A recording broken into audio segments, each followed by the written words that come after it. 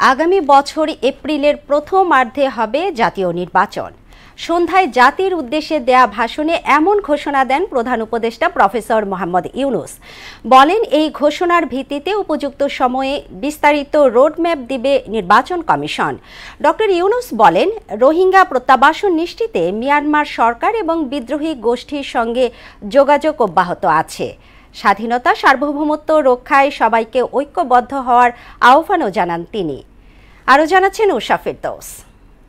শিশু কিশোর কিশোরী ঈদুল আজহা উপলক্ষে শুক্রবার সন্ধ্যায় জাতির উদ্দেশ্যে ভাষণ দেন প্রধান উপদেষ্টা প্রফেসর মোহাম্মদ ইউনূস।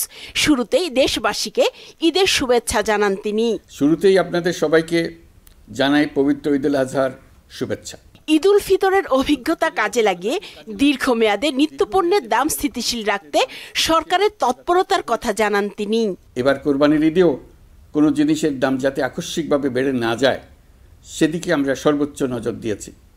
ফলে এবার আলু, পেঁয়াজ, ডিম, চিনি, শাকসবজি, তরিতরকারি ও মশলা সহ অধিকাংশ পণ্যের দাম গত বছরের তুলনায় কমেছে। আমরা সার্বিক বাজার ব্যবস্থাকে দুর্বৃত্তদের চক্র থেকে বের করে এনে বাজারে একটা প্রতিযোগিতামূলক পরিবেশ তৈরি করতে পেরেছে। 16 বছরের লুটপাট তন্ত্রের কথা উল্লেখ করে প্রধান উপদেষ্টা বলেন, বর্তমানে প্রত্যেকটি আর্থিক প্রতিষ্ঠান ঘুরে দাঁড়িয়েছে। বিগত 16 বছরে উন্নয়নের নামে মেগা প্রকল্প নিয়ে কি পরিমাণ লুটপাট হয়েছে। মেগা প্রকল্পগুলো যেন হয়ে উঠেছিল মেগা ডাকাতির প্রকল্প।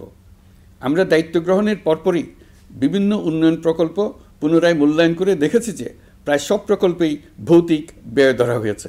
রোহিঙ্গা প্রত্যাবাসন নিশ্চিতে মিয়ানমার সরকার ও বিদ্রোহী গোষ্ঠীর সঙ্গে যোগাযোগ অব্যাহত রয়েছে বলে জানান তিনি।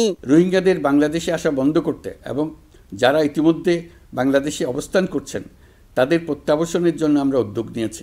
আমরা লক্ষ্য করেছি রাখাইনের জন্য বাংলাদেশ করিডোর দিয়ে দিয়েছে বলে একটা অপপ্রচার চালানো হচ্ছে। আমি সুস্পষ্টভাবে বলছি, এটা সর্বৈব মিথ্যা। এটা চিলে কান নিয়ে যাওয়ার গল্প।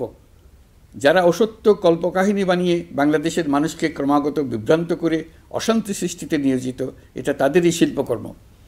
আপনারা এ বিষয়ে হুঁশিয়ার থাকবেন, কোনোভাবেই বিভ্রান্ত হবেন না।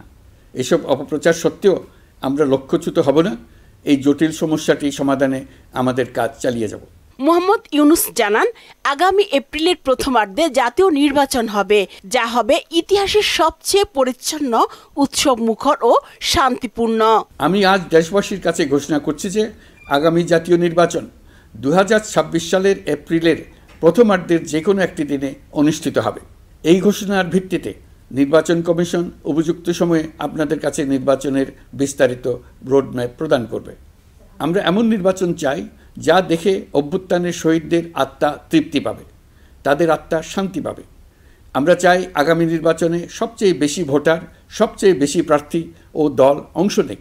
দেশে যুদ্ধাবস্থা বিরাজ করছে উল্লেখ করে স্বাধীনতা, সার্বভৌমত্ব ও আঞ্চলিক অখণ্ডতা রক্ষায় সবাইকে ঐক্যবদ্ধ হওয়ার আহ্বান জানান প্রফেসর মোহাম্মদ ইউনূস।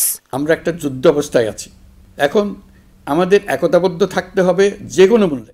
উষা ফেরদৌস, মোহনা সংবাদ, ঢাকা।